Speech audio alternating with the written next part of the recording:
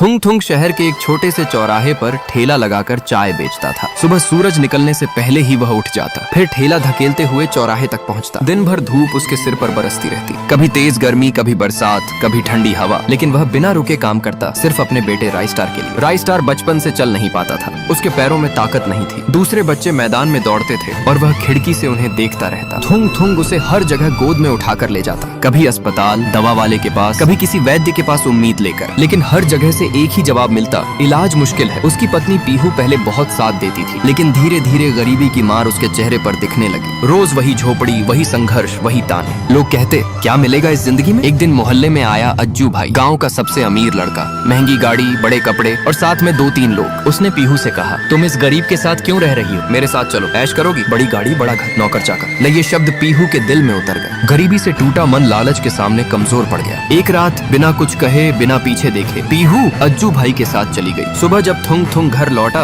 झोपड़ी में सन्नाटा था। कोने में राइस्टार बैठा था और उसकी आंखों में सवाल थे। थुंग थुंग अंदर से टूट गया, लेकिन उसने अपने बेटे के सामने आंसू नहीं गिरने दिए। उसने राइस्टार से कहा, बेटा, लोग साथ छोड़ सकते हैं, लेकिन मेहनत कभी साथ नहीं छोड़ती। उस दिन के बाद उसकी जिंदगी और कठिन हो गई। सुबह चाय का ठेला, शाम को घर आकर खाना बनाना और रात को बेटे को पढ़ाना। वह अक्सर कहता, शरीर कमजोर हो सकता है, लेकिन दिमाग नहीं। ये राइस्टार का हुनर, राइस्टार बहुत तेज दिमाग वाला था। वह कबाड़ से चीजें बनाता रहता, टूटी हुई घड़ी से छोटी मशीन, पुराने पंखे से मोटर, खराब खिलौनों से चलने वाली कार। थुंग थुंग उसे देखता और मन ही मन खुश होता। एक दिन पास के स्कूल के एक टीचर चाय पीने आए। उन्होंने राइस्टार को एक पुरानी रेडियो ठीक करते देखा। टीचर ने हैरानी से पूछा, ये किसने सिखाया तुम्हें? राइस्टार ने मुस्कुराकर कहा, पापा कहते हैं कोशिश करो, रास्ता खुद बन जाता है। टीचर ने उसी दिन फैसला किया, वह उसकी पढ़ाई का खर्च उठाएंगे। साल बीत गए, राइस्टार ने पढ़ाई पूरी की, फिर एक छोटा सा वर्कशॉप खोला। वह खराब मशीनें खरीदता, उन्हें ठीक करता और बेचता। शुरुआत में लोग भरोसा नहीं करते थे, लेकिन उसकी मेहनत और ईमानदारी ने सबका दिल जीत लिया। धीरे धीरे उसका काम बढ़ने लगा। छोटा वर्कशॉप, फिर बड़ा गोदाम और कुछ सालों बाद एक बड़ी फैक्ट्री। थुंग थुंग अब भी वही सादा इंसान था, लेकिन अब वह अपने बेटे के ऑफिस में कुर्सी पर बैठता था। लोग उसे सम्मान से बुलाते थे। उधर अज्जू भाई ने लालच में कई गलत सौदे किए, जल्दी अमीर बनने के चक्कर में कर्ज में डूब गया। जिन लोगों ने कभी उसकी चापलूसी की थी, सबने साथ छोड़ दिया। पीहू भी अब पहले जैसी खुश नहीं थी। बड़ा घर था, लेकिन चैन नहीं। एक दिन मजबूरी में वे नौकरी की तलाश में उसी फैक्ट्री पहुंचे, जहां मजदूरों की जरूरत थी। पीहू और अज्जू भाई अंदर गए। कुर्सी पर बैठे थे राइस्टार, पास में थुंग थुंग। अज्जू भाई का चेहरा उतर गया, पीहू की आंखें झुक गईं। कुछ पल के लिए सन्नाटा छा गया। राइस्टार ने शांत आवाज में कहा, जिंदगी गोल है, जो घूम कर वापस आती है